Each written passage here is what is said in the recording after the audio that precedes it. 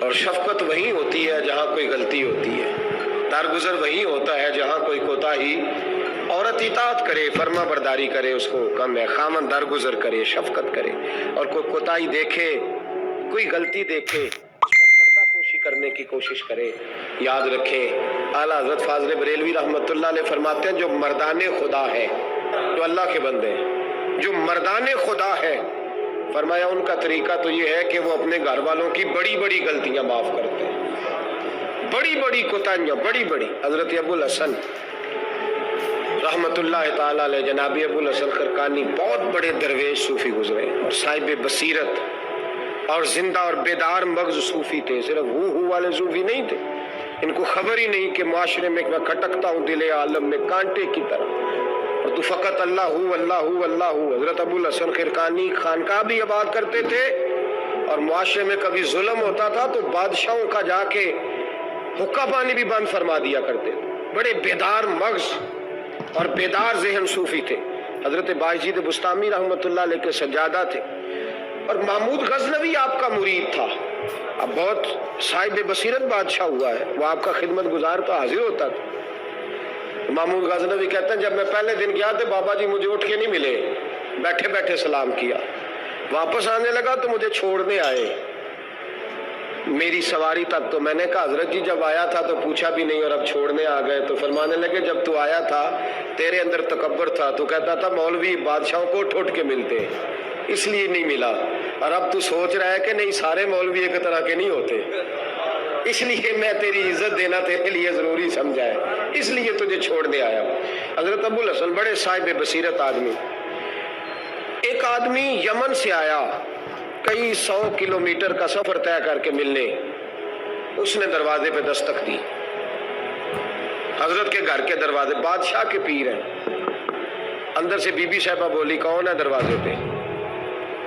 فرمایا میں یمن سے آیا ہوں یا مصر سے آیا ہوں، بڑی دور سے ملاقات کرنی ہے۔ حضرت صاحب کدھر ہیں؟ تو بی بی کہنے لگی تجھے بھی کوئی کام نہیں جس طرح اسے کوئی کام نہیں، تو بھی فارغ ہے اس کی طرح، بس یہی اللہ ہو اللہ ہو، یہی ڈیوٹی ہے تیری بھی۔ میں نے کہا یار اتنا بڑا صوفی اور گھر میں اس کا کیا حال ہے، وہ بات کرنے والی؟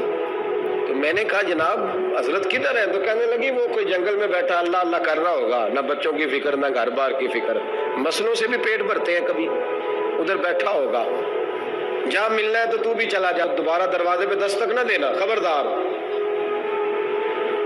کہتے ہیں میرے وہ جو میں ایک ذائچہ بنا کے آیا تھا نا اللہ کے ولی کا، وہ میرا سارا ہی ٹوٹ گیا۔ میں نے کہا کچھ نہیں حال، جس کا گھر حال نہیں تو باہر کیا ہوگا، اندر ہی کوئی طبیعت نہیں۔ لوگ فٹافٹ اعتراض کرتے ہیں، کہتے ہیں صاحب فلاں بندے کو نہیں صحیح کر سکے تو، حالانکہ یہ بات اور ہے، یہ پہلو اور ہے۔ نوح علیہ السلام کی بیوی اگر کافر رہ جائے، بیٹا اگر غیر مسلم رہ جائے تو یہ حکمت الہی ہوتی ہے، یہ اللہ پاک کی حکمت ہوتی ہے، حکمت ہوتی ہے، اس میں پیغمبر کی تبلیغ میں کوئی اعتراض نہیں کیا جا سکتا۔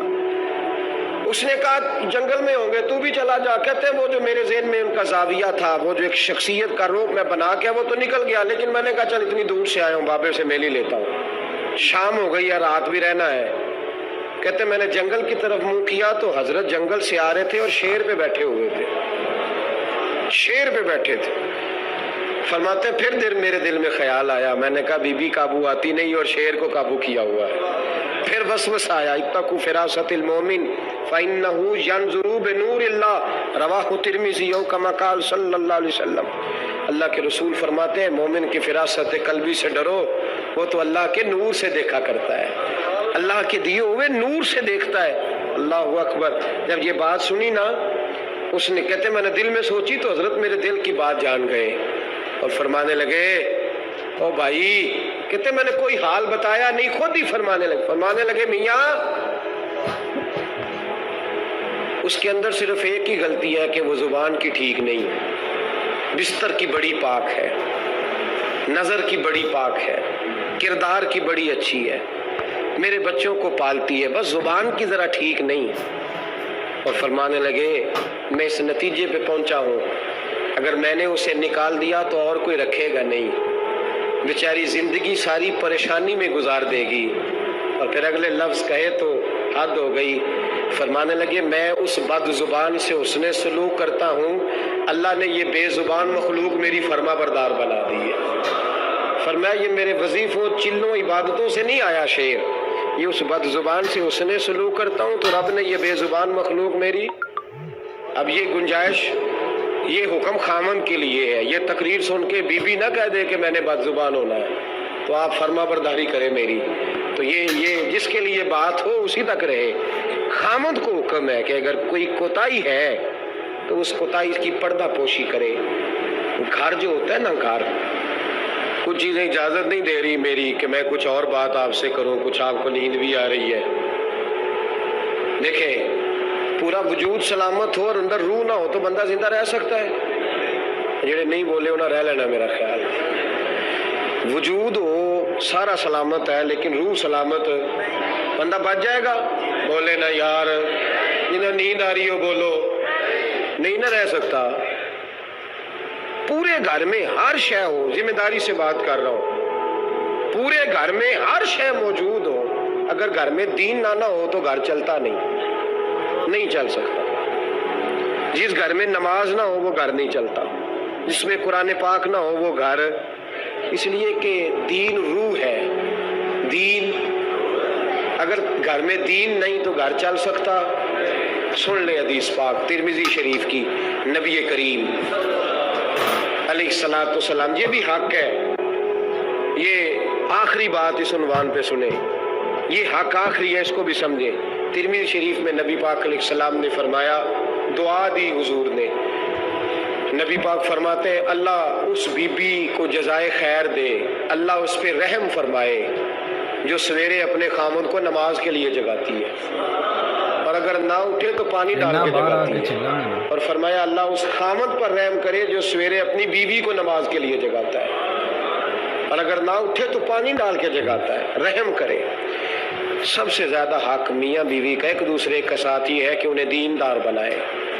دین کی جس بات کا خامن کو پتہ ہے، اعلیٰ حضرت نے لکھا ہے کہ خامن کی ذمہ داری ہے بیوی کو تعلیم دینا، یہ اس کی ڈیوٹی ہے پردے کا پابند کرانا، اس کی ذمہ داری ہے کہ اسے قرآن و سنت کے جو احکام پتہ ہے اپنی بیوی کو سکھائے، اس کو بتلائے، اس کو سمجھائے، ذمہ داری ہے اس کی۔ فرمایا اللہ اس پہ رحم کرے، ذمہ داری ہے، ایک دوسرے کو مذہب سے آشنا کرے، پیار کے ساتھ محبت کے ساتھ قائل کرے۔ خامن بڑی باتوں میں روٹھ جاتا ہے، اگر کبھی اس بات پہ بھی روٹھ جائے کہ آج نہیں روٹی کھانی تیرے ہاتھ کی، انہیں نماز ہی نہیں پڑھی تو آج نہیں میں نے تیرے ساتھ کوئی بات کرنی اس لیے کہ تیری آواز گلی میں نے سنائی دی ہے مجھے، تو خامن کو چاہیے کہ اسے دینداری سکھائے۔ عورت کو بھی چاہیے کہ وہ کہے صاحب تھوڑی روٹی کھا لینی ہے لیکن مہربانی کریں حلال رزق لے کے آئے، مجھے زیادہ کپڑوں کی ضرورت نہیں، میں پرانے پہ گزارا کر لوں گی لیکن میرے بچوں کے حلق سے ہرا نہیں گزرنا چاہیے کہ دینداری ایک دوسرے کو سکھائیں، ایک دوسرے کو۔ حضرت سلطان باہو کا نام تو سنا ہوگا آپ حضرات، الحمدللہ کافی لوگوں نے سنا ہوگا۔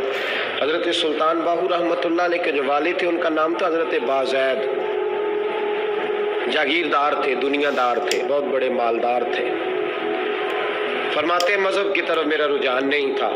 چوتھی شادی کی بی بی راستی کے ساتھ، بی بی صاحبہ بڑی نیک تھی، بی بی صاحبہ کہتی ہیں میرا دل کرتا تھا میرا خامد بھی نمازی ہو جائے، اور عام دنیا دار نہیں تھے، 7 جاگیروں کے مالک تھے۔ بڑا مشکل ہوتا ہے، پیران نظام کے آستانوں پہ غریب لوگ رہ گئے، جڑا 4 جماعتیں پڑھ جائے یا پیسے آ جائے انہوں نے تو کسی پیر دی لوڑ ہی کوئی نہیں، اور اگر بندہ مالدار ہو تو کئی پیر ہوتے آپ مرید ہوندے نے، وہ کہتے ہیں مینوں آپ کنے پیر سلوٹ کر دیں۔ ایک صاحب نے میری ایک دفعہ افطاری کی تو کہنے لگے آپ کی افطاری ہے، اس جگہ ایک اجتماع سے میں نے بیان بھی کرنا تھا تو واپسی پہ ان کے ہاں انہوں نے مجھے فوٹو میں دکھانی شروع کر دی۔ اب یہ بھی ایک مسئلہ ہے نا، کیا کہتے ہیں اس کو، سیلفی جی، بڑے بڑے سیانے بندے ساری دیہڑی یہی کام کرتے رہتے اور کم ہی کوئی نہیں سرے، تو وہ مجھے تصویریں دکھانے لگے، اے پیر صاحب دی بھی میں دعوت کیتی ہے، پیر صاحب دی بھی میں دعوت کیتی ہے، پیر صاحب دی بھی میں دعوت کیتی ہے، پیر صاحب دی بھی میں دعوت، 14-15 پیر مجھے گنوا دیے۔ تو کھانے تو بعد مینوں کہنے لگے کہ تسی دوبارہ کدوں آؤ گے؟ میں کہا جدوں تسی 200 بندے نوں میرا بھی نام دس لو گے ادوں آ جاؤں گے۔ اب مالدار آدمی ہے نا، تو اب بعد میں مجھے ایک دفعہ انہوں نے فون کیا، میں کیا وہ بڑے بڑے پیران دی اس لسٹ میں اپنا نام نہیں شامل کرانا چاہتا، میں نے تو نہ چھوٹے چھوٹے جی رہن دے بھائی، ہم بچتے ہیں اس کام سے، بچتے ہیں ایسے آدمی سے۔ وہ کسی درویش نے کہا تھا، جس کی ہر بات میں پوشیدہ ہو نشتر کی چبھن، ایسے ہر صاحب احسان سے ڈر لگتا ہے، بچنا چاہیے۔ تو مالداروں کے تو آپ بڑے مرید ہوتے ہیں، کئی پیر حاضریاں دیتے پھرتے ہیں، کئی مولوی دستے نگر ہوتے ہیں، معاذ اللہ، اللہ خودداری اور عزت نفس عطا کرے، آمین تو کہہ دیجئے، دینداری کی اللہ توفیق عطا فرمائے۔ تو بہت بڑے جاگیردار تھے حضرت سلطان باہو رحمۃ اللہ علیہ کے والد۔ بی بی شیبہ کہتی ہے نمازی بنانا تھا خاوند کو۔ کس کو؟ کس نے؟ بولے کس نے نمازی بنانا ہے؟ اور بیوی کو کس نے بنانا ہے؟ پکی گل نے جی؟ میں کونسلر صاحب نو میں کیا ماشاءاللہ جیت گئے ہو؟ کہندے ہاں جی۔ میں کہندے جی کوئی حکم ہوئے تو میں دسو۔ میں کہ حکم ہے کہ تسی اپنے ہلکے دے بندیاں دی ڈیوٹی لانی، کیڑا کیڑا نماز حاضری لانی ہے، کیڑا کیڑا نماز پڑھنا ہوندا تے کیڑا کیڑا نہیں ہوندا۔ کہنے لگے بڑے سیانے نکلے ہو، پہلا مینوں ہی مسیتے واڑ چھڑیا جی، میں جاؤں گا تے دوجیاں دی حاضری لاؤں گا نا۔ تو خاوند نمازی بنائے گا بیوی کو تو اس سے پہلے خود بنے گا تو بنائے گا نا جی۔ جی تو اگر خاوند کہہ دے تو پڑھیا کر، میرے پیچھے نہ لگی، تو کتنی جنی کو تو پڑھنی ہونی میں پڑھنی ہے نا۔ تو میں آج میں ایک دوست کو کہہ رہا تھا بچے وہ کام نہیں کرتے جو آپ کہتے ہیں۔ میں نے جمعے میں بھی کہا تھا بچے وہ کرتے ہیں جو ہمارا عمل دیکھ کے بچے چلتے ہیں، صرف بات پہ عمل نہیں کرتے۔ بی بی راستی کہتی ہے میں نے ٹھان لی کہ میں نے اس جگیردار کو، وڈیرے کو، اس موٹے بڑے چودھری کو میں نے نمازی بنا کے دکھانا ہے نمازی۔ بی بی صاحبہ کہتی ہیں کہ وہ جس خاتون کی بھی باری ہوتی تھی، 4 بیویاں ہوتی تھی، وہ اس کا حق ادا کرتے تو بعد میں اپنی خوابگاہ میں جا کے آرام کرتے۔ ان کا جو خادم تھا ملازم، وہ رات کو دودھ کا پیالہ انہیں دینے جاتا تھا، سونے سے پہلے ان کے پاس دودھ کا پیالہ پہنچتا تھا۔ تو بی بی صاحبہ کہتی ہیں میں نے رات کو ملازم سے کہا دودھ دینے تو نہیں جائے گا، میں جاؤں گی۔ کہ میں آدھی رات کو دودھ کا پیالہ لے کے حاضر ہوئی۔ تو کیسے آئی؟ میں نے کہا بی بی ہوں، آ گئی ہوں، تو اب مہربانی کریں۔ میں نے کہا اگر اجازت دیں تو آپ کے پیر نہ دبا دوں؟ چل دبا دیں۔ بی بی کہتی ہیں پیر دباتے دباتے میں نے کہا اگر اجازت دیں تو صبح نماز کے لیے جگا دوں؟ یہ نماز کی تبلیغ ہو رہی ہے۔ تو بابا جی پتہ کیا کہتے ہیں حضرت بازید؟ کہنے لگے تو مجھے جانتی نہیں، خبردار مجھے تبلیغ کرنے کی کوشش کی، اس گھر میں رہنا ہے تو سانس اونچا نہ لینا، پتہ ہے تو کس کے ساتھ بھی آئی، خبردار۔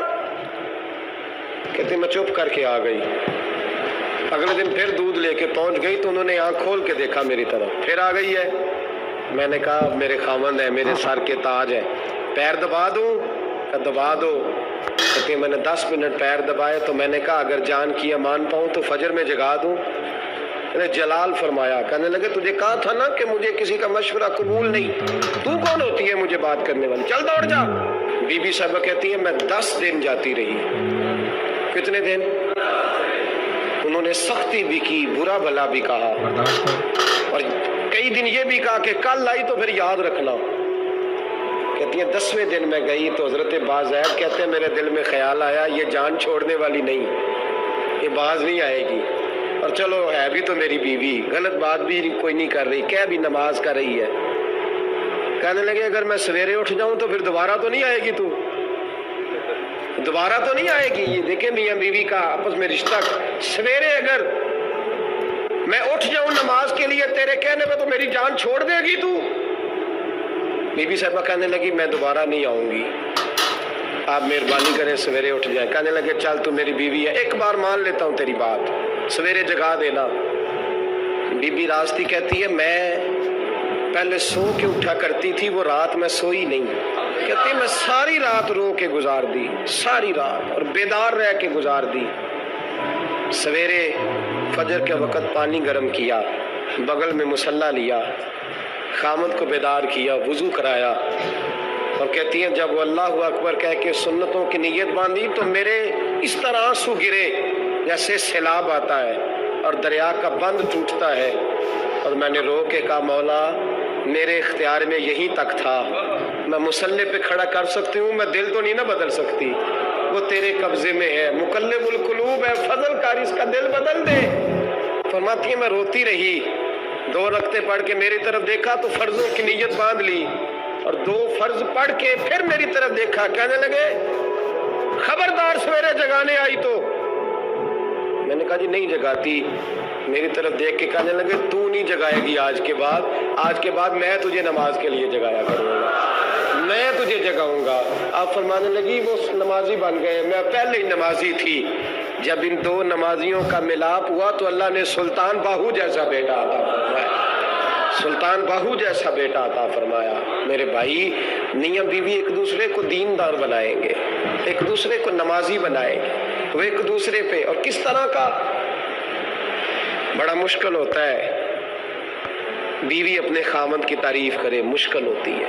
आला हजरत फाज़िल बरेलवी रहमतुल्लाह ताला अलैह की ज़ौजा, उनका तरीका ये था कि वो इतनी शनासा हो गई थी, आला हजरत लिखते थे तो वो वाकिफ़ हो गई थी। वो किताब का आला हजरत फरमाते तो वही किताब उठा के ज़ौजा लाती।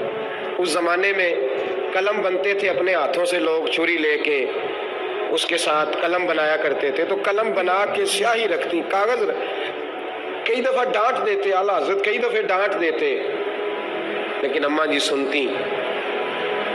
वक्त विसाल आया तो एक दिन फरमाने लगे हामिद रजा की माँ, तूने सारी जिंदगी मांगा कुछ नहीं, तूने मेरी बड़ी नौकरी की, मेरे दीन के कामों में सबसे बड़ी मददगार तू थी, चल कुछ चीज़ मांग ले। जब दीन के रिश्ते होते हैं तो फिर मामले भी दीनदारी के तय होते हैं, कुछ मांग ले। बड़ा कुछ मांग लेती है ना बीवियाँ, बड़ा कुछ। आला हज़रत की ज़ौजा क्या कहती हैं मैंने आपको सुबह शाम देखा है, मैंने आपके दुख सुख देखे, खुशी गमी में आपका रवैया देखा है, मैंने आपको हमेशा दीनदार और परहेजगार पाया है। अगर मुझे कुछ देना है तो हाथ उठा के मेरी बख्शिश की दुआ कर दें।